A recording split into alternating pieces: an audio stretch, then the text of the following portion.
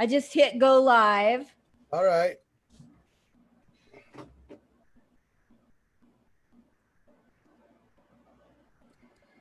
Who is that boy? That handsome boy there. Handsome boy. All the girls fell in love with You him. see the big difference? I had my ears fixed. Did you really? Well, You take a did. look. You did. Of course I did. Why would I lie to you? I don't lie anymore, but I was raised to lie. I didn't even know it was wrong till I went to college. I don't lie anymore. Yeah. Hey everybody, welcome back. This is part 2. We've been on the horn with Ross Bennett. He's here still talking, and we introduced him on the first video. So we're just going to continue with the conversation. Ross Bennett is very well known in the comedy community. He's a legend. Not so many things that I already said. Let's just go right back into the conversation, Ross, where we left off. You were talking about respecting other comedians. Oh yeah.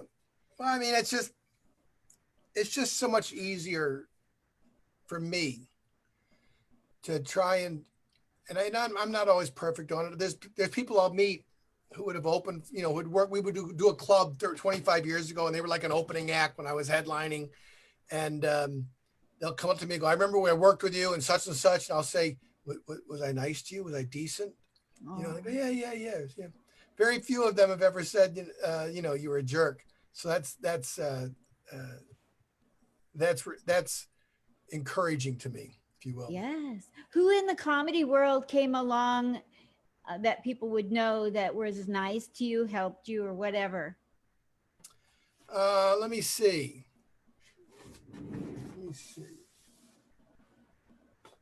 How is that? What is going on there with that? I see. I'm going to switch cameras again. Hold on. All this technical stuff, Linda. Yeah, don't worry. There Look we at go. me. I didn't even keep my phone charged. So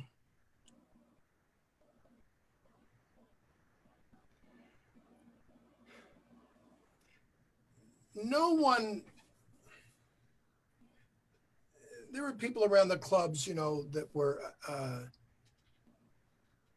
who was nice to, it's not that they were, a lot of them were nice to me, I mean, but it did seem like there was a lot of those who were already established. I think that there was a sense of, that now there's all these other people who were like at their heels, and I think they could feel it. Wow. Okay, I think some of them felt a little bit threatened, Yeah. not necessarily by me, but just in general, Sure. Because some of these guys that were really had really already established themselves, But people like Jay Leno was always nice. Okay. But it's funny, when I moved to New York, I ended up belonging to the Friars Club. Yeah. And there was a guy, he's still alive, nice guy, friendly guy, Dick Capri. He was in Catskills on Broadway. He was an opening act for A-list stars. Then he began the Catskills on Broadway. And he was the Gentile in Catskills on Broadway. Okay, they wanted a Gentile in the show. And we sort of ended up bonding a little bit. He was very, very nice to me because I'm not Jewish, and so we had this. We're the Gentiles in this world, in this in this Friars Club. It wasn't just the two of us, but it was mostly Jewish. Yeah. And we played a lot of golf together. Sweet guy. I did a show once, and Robert Klein was on the show at there. And I went up and I had a great set. And afterwards, Robert Klein came up and shook my hand, looked me square in the eyes, and said, "That was very, very good. Very funny." And he walked away, and a friend of mine came up to me who was also on the show And he leaned in and he goes, he's never said that to me. Wow. That's So, a great thing. For some people, you know, they're very cautious about, you know, they don't want to, they basically want to make sure they always speak the truth. Now, that friend of mine who said that to me, about 6 months or a year later, he did a show with Robert Klein, knocked it out of the park at I think it was an event, maybe it was for Stewie Stone or something like that. And at that one, he came up to him afterwards and said it was very, very good, you know. But so there's moments like that you sort of remember. I think that when I did the Late Show with David Letterman, I had a good set, and he came up to me. You know, this is something that's be with me forever. Yeah. You know, because I know comics. I mean, here's the thing: we all wanted to be called over to sit next to Johnny. Okay, we all knew what that meant. Okay, and Drew Carey, I think, was the one who really he got what all of us wanted. Okay, He went on, he knocked it out of the park. Johnny brought him over, talked to him. Drew's just, you know, smiling. They go to the next cast. Drew starts to get up, and Johnny holds his arm and says, "No, Drew, this is the part where you move down to the next seat." Okay, and Drew's life was never the same after that. Wow. All right. So we all wanted that, and I know guys who did, you know, something like, you know, Jake Johansson, who, when I did the San Francisco comedy competition 5 times. The last time I did it was 86. I came in second place, and Jake Johansson came in first. All right. And Jake's had a wonderful career.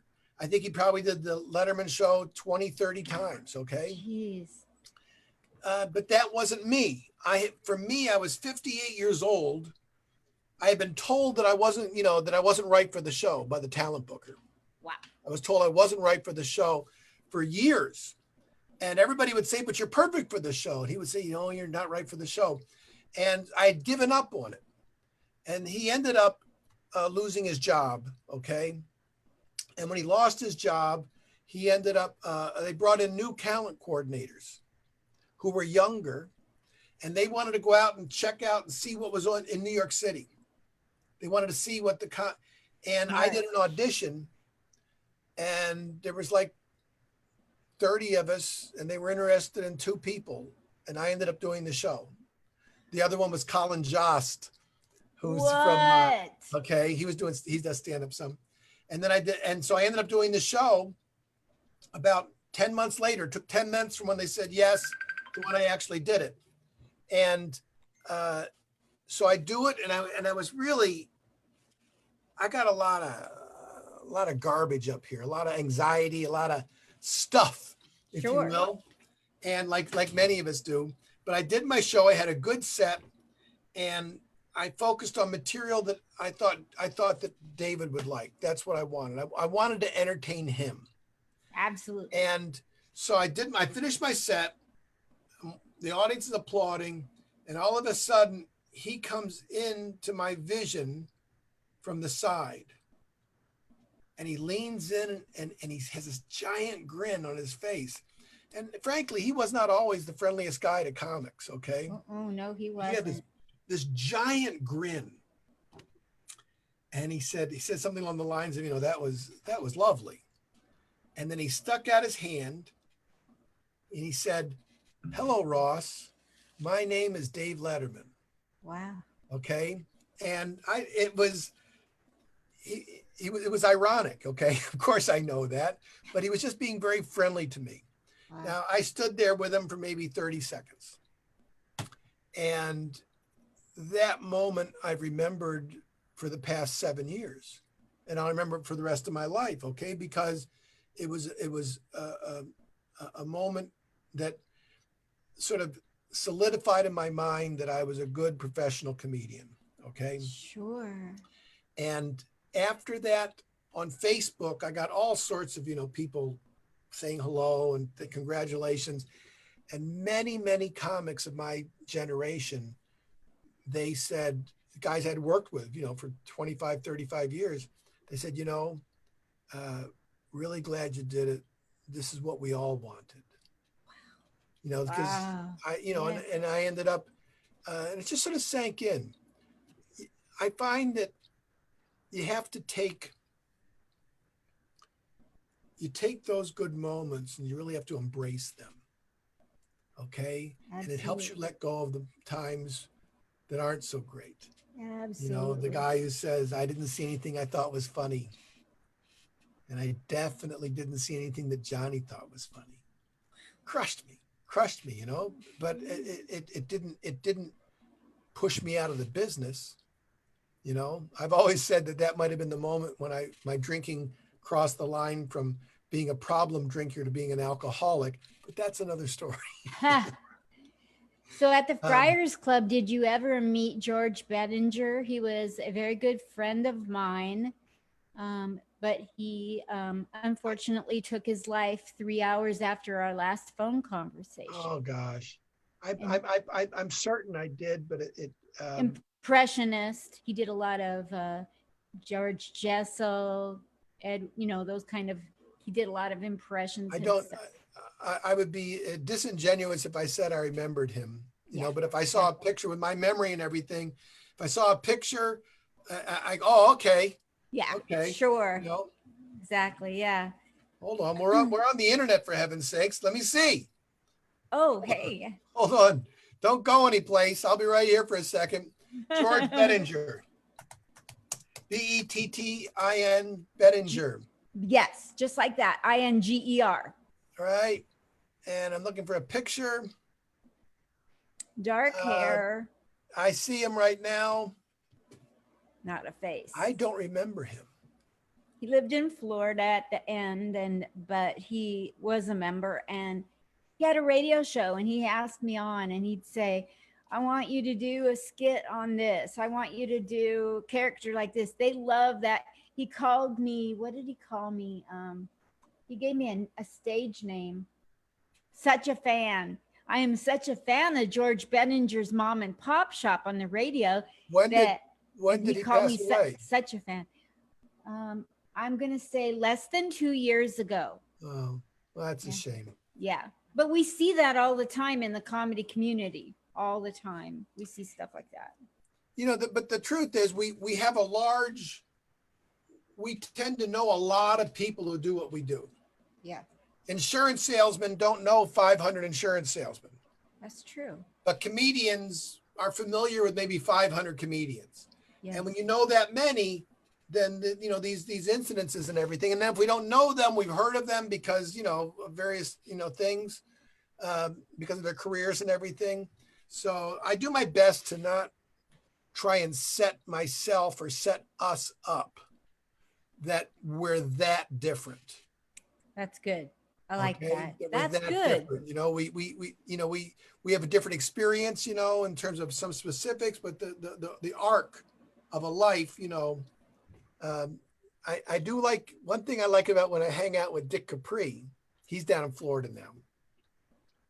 And I would go down there and work the condos and that kind of stuff. Yes. And, but when I would hang out with him, he always had issues with civilians, non-comedians. And it is true. After a while, there is a line of what I'm able to have with a civilian. Okay. I have some civilian friends. Okay. But the thing is, when you meet a civilian, once they find out you're a comic, that's all the conversation is about. True. Within 30 seconds. Have you ever met Jerry Seinfeld? I think Leno's funny. What about this guy Dice Clay? Whatever's going on, boom, I'm now the repository of all information. And I always have a hard time if they say something and they're inaccurate in their assumptions. I always feel necessary to try and correct them, which doesn't bode well, because you're crushing their images. Okay. When I worked on cruise ships, here's the thing about cruise ships is I'm a celebrity after they see my show. Got it. So from the time the show starts until the cruise starts, until my show, I'm just a passenger. From the moment I do my show on, I'm the Walmart guy, I'm the colonoscopy guy, I'm, the 2 or 3 routines I have that they remember. That's what they want to talk about. And so and the thing is, they're all excited to do it.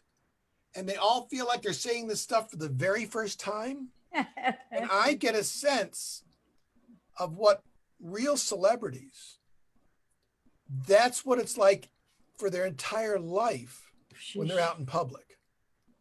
Okay. If William Shatner meets somebody,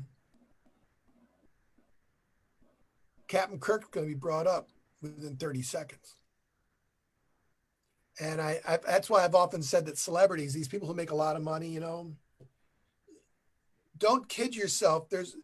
That money is for more than just your work. Okay. Part of that money is to offer you some level of insulation in the world so that you can have a compact life that is private. Okay. Wow. You just can't take that money. Some of it's going to have to be spent for, security. Absolutely. So but you in your life, who inspired you the most? Maybe not necessarily to get into comedy, but as you got into comedy and saw other people after you got in, who inspired you? Because everybody asks you who inspired you growing up. But well, here's the thing. I don't come from a show business. Technically, it's not like my family was in show business. Okay. However, my grandfather, my father's father, went off and worked in vaudeville for 2 years. Oh. In like 1919, 1920, 1922, 1921, okay? And he went to New York, got on a show, was a hoofer, did a tour, came home, went out and did another tour. This time he was a hoofer as well as being the prop guy. And once that was done, he'd had enough of it. He didn't need to do it. He had met a girl back in his hometown. My grandmother's sister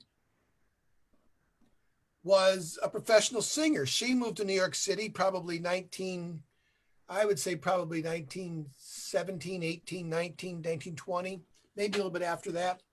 And she sang professionally in churches. There was a lot of places for people to work. And she worked for Thomas Edison. What? She made recordings for Thomas Edison and went out and gave demonstrations for Edison. We have photographs of her with Edison, okay? So even though my parents weren't in show business and that people weren't making there's elements of this in my family's past, okay? So I still did not have great familiarity with the world of show business. And so when I came into this, I was just like, I'd never really seen a comedian live. I'd seen the dozen or so that you would see on TV. Okay. So when I'm at West Point, I'm a plebe. It's 1975. I'm a plebe. What's a plebe? A plebe is a freshman. Okay. It's taken from the term plebeian from Roman history. Okay. Okay. Now the seniors are called firsties because they're the first class, second class, third class, fourth class. Okay. Got it. They're the firsties. Okay. They had a cadet acting troupe. Oh, wow. Okay. A club. It was a club. Mm-hmm. And there was a cadet there. His name was Randy Rogel. Randy Rogel, Rogel. And he was a first classman. And he was very involved in the cadet acting troupe. And he could sing, he could dance, he could tap dance. He wrote music. And I remember I was a chorus member in Music Man. Wow. And he directed it, and he played Marcellus. He played Marcellus, the guy who helps Harold Hill, because Randy's probably about 5'6", 5'7", 5'8". He didn't cast him. He could have played Harold Hill and killed, but he had to cast a guy who was bigger. And so he took the role of Marcellus. He was wonderful. He sang Shapoopy and all that. Now, I remember we were all rehearsing one day, dancing one of the townspeople numbers, and I just remember him saying, he's doing very good, pointing to me. He wasn't saying it to me, he was saying it to somebody else. That moment might have been what made it so I resigned from West Point. Okay, that one, just hearing a person compliment me on that, okay? But I think it had something to do with it. Fast forward, about 1990, I'm watching Animaniacs with my son, the TV show Animaniacs, and I see down at the bottom songs by Randy Rogel. Wow. What's going on here? And I ended up looking him up 15 or 20 years later. He finished his time at the academy. He started working up in Washington, but he spent a year, he went down to LA and he lived on someone's couch and became a writer. And he ended up being a writer for animated shows. He ended up getting involved with Animaniacs, Steven Spielberg's company. Almost all of those songs that you would hear on Animaniacs, he wrote all of those. And wonderful performer. I think if there was a show, Singing in the Rain, he's done more road productions of Singing in the Rain than anybody else. He plays the Donald O'Connor part because he's able to do all that dancing. Okay, but here's the thing: he didn't have the need I had. He was able to just go out in the Army, graduate from West Point, to be an officer for 5 years. And then later he said, I think I want to give this a try and everything. He had a great effect on me, okay? Because that was a person who I saw his talent, all right? I've always been able to recognize talent. When I see it, I admire it. And witnessing his talent and him being decent with me as a first classman when I was a plebe, that was inspirational to me. Now, you would never think that someone like that stuck with you. Yeah, and that's why I always remember, whenever you meet someone, you never know where they're going to go. You never know what they're going to do. And it doesn't hurt to try and be decent with them. Yes. What's the legacy? This is my last question. We've gone a good amount of time between the two videos. My last question is, what legacy have you left, and what stone has not been turned over yet that you want to turn over, or stones? Well, the legacy that's been left in terms of my personal life, my son got married. Okay.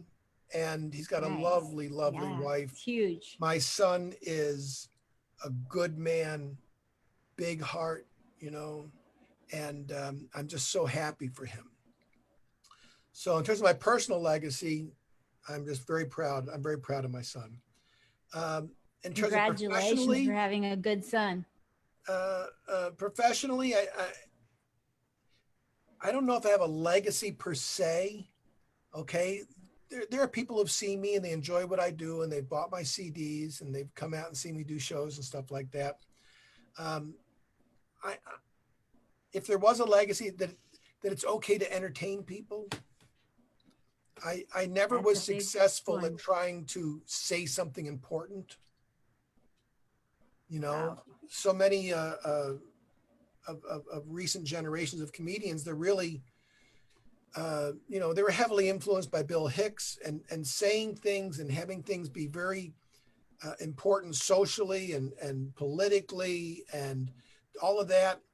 God bless them. If that's what works for them, go for it. Me, I want them to go away and have 45 minutes where they forget. There's two things that come to mind, okay? One, I'm doing a show at the Stress Factory in New Brunswick. This is about 7 or 8 years ago. And I went up, did my show, did my stuff, had a great set. On the way out, this father and son. The father's probably about my age. The son's probably in his early 20s. And they just said, we want to thank you. My wife is in the hospital right now, and she's dying. You know, she has cancer. And for 45 minutes, you allowed us to not see that. And so many, it makes it so whenever I'm performing now, I always think, how many people have those things going on that they don't share with me? And that's my real job. The other thing is a guy is a comic, but he wasn't a comic when this happened. And it sounds like I'm bragging. Maybe I am, but it touches me. It touches me. Yes. This is about 1985. I'm working in Colorado Springs. And I think that was called the Comedy Spot or whatever, Comedy something. Okay. And so what happens is I get an email about 10 years ago. And he goes, you don't remember me, but in 1985, I had decided to kill myself. Whoa. And I was driving around Colorado Springs and I was depressed and I didn't know what I was going to do. And I just went into the comedy club there and you were on stage. And it just changed the way I felt. Wow. And I have chills. I didn't try and hurt myself.